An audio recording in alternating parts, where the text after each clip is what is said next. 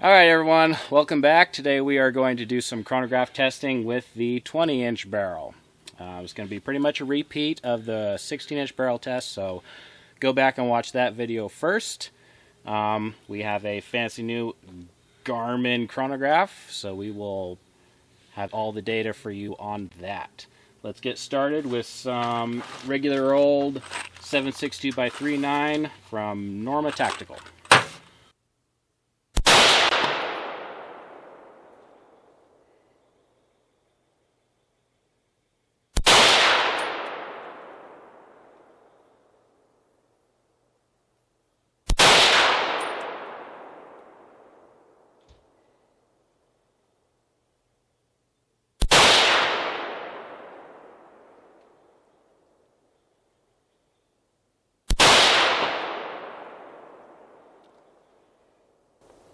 Average 2311. Now that we have that, we're going to move up to full power 762 Yahweh lows. We're going to start with 110 grain VMAX. We got 125 grainers and 150s. 110 grain Hornady VMAX.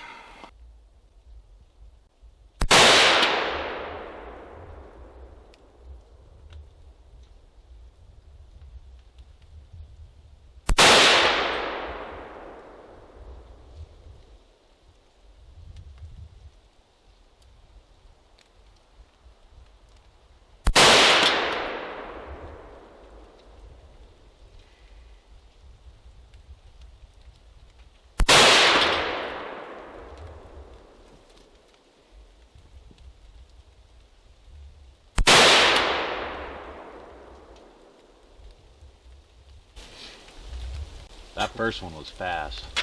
Was it? Yeah, it was over 3,000. 3,006 was the max on that. Average 2969. That's pretty good. Man, you can feel it.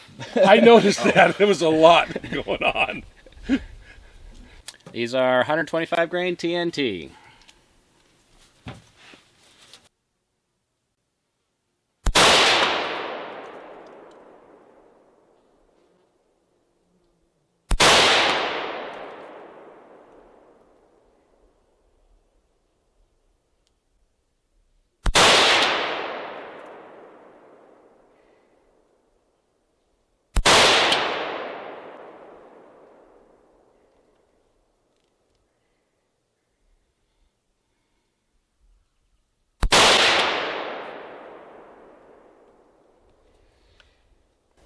$28.67.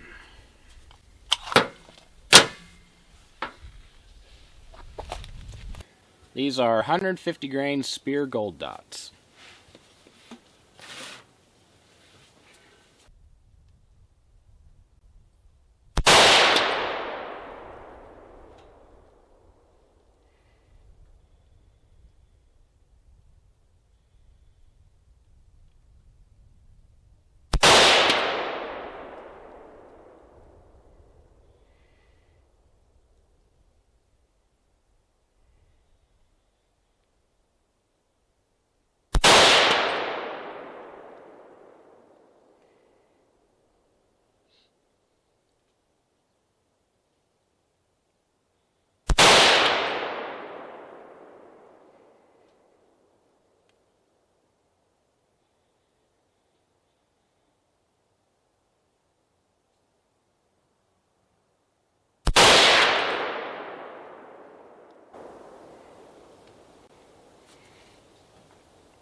$26.38.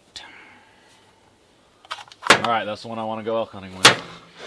Now, are these... Let's talk about this.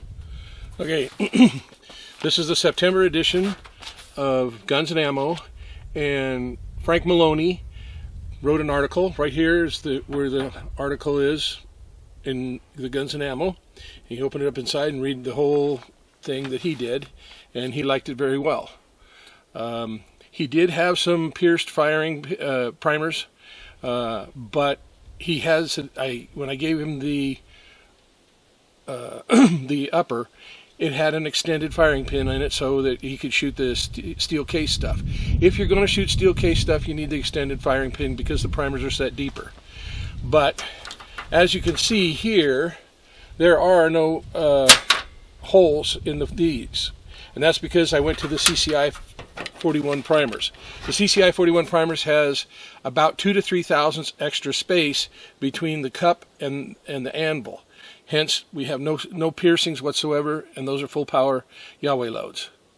So if you're going to run an extended firing pin in your rifle, we recommend you use the CCI 41 primers. If you're not going to run, you're not going to be shooting steel case, and you can run a standard firing pin, no problem, no piercings, no nothing.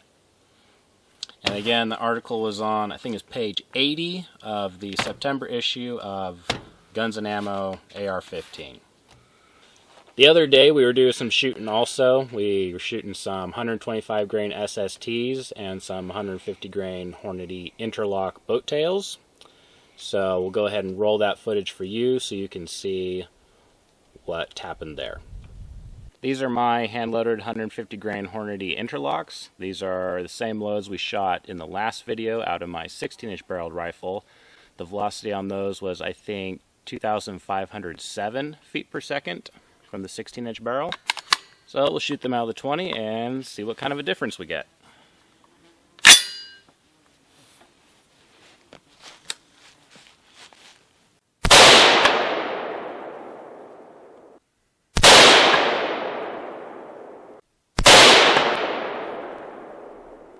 .2566. So we gained 60 feet per second. And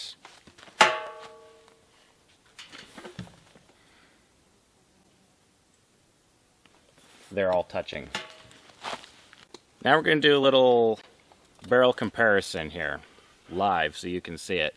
These are 125 grain SSTs that I loaded up. This is my rifle, it has a 16-inch barrel. So we'll shoot a few rounds, get some velocity, and then we'll shoot the same round out of the 20-inch barrel.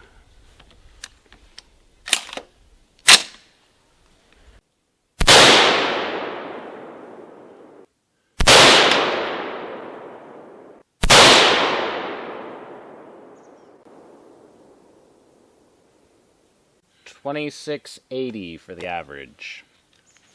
Okay, same load out of a 20-inch barrel.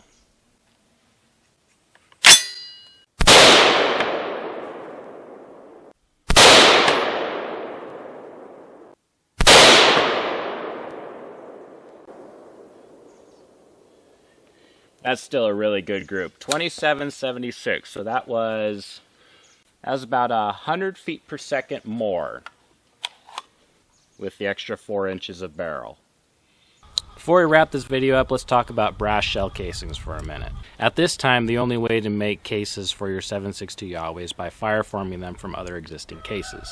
The easiest thing to do is take some brass case, 7.62 by 3.9, shoot it out of your rifle, and that will fireform it to the new case dimension. It's perfectly safe to do, and you've seen us do that many times on the videos. Other things you can do is you can take 6.5 Grendel, 220 Russian, or 6mm PPC, size the neck up, load a .30 caliber bullet in it, shoot it out of your rifle, and that will also fireform it. It's a laborious process for sure, but it may be worth it. Why would it be worth it? That's because not all brass cases are created equal. We've noticed upwards of 2 grains difference in case capacity between different brands of brass. And what that's going to do is it's going to affect the amount of powder you can put into your case before you start seeing signs of pressure. So be aware of that as you're reloading. Start low, work up, watch for signs of pressure, follow all responsible and safe practices for reloading ammo. But keep in mind that depending on the brass case you start with, it could greatly affect the case capacity you end up with once it's been fireformed. So keep that in mind, especially if you're going to be using a temperature sensitive or non-compressible powder. Be careful, take care, we'll see you on the next one.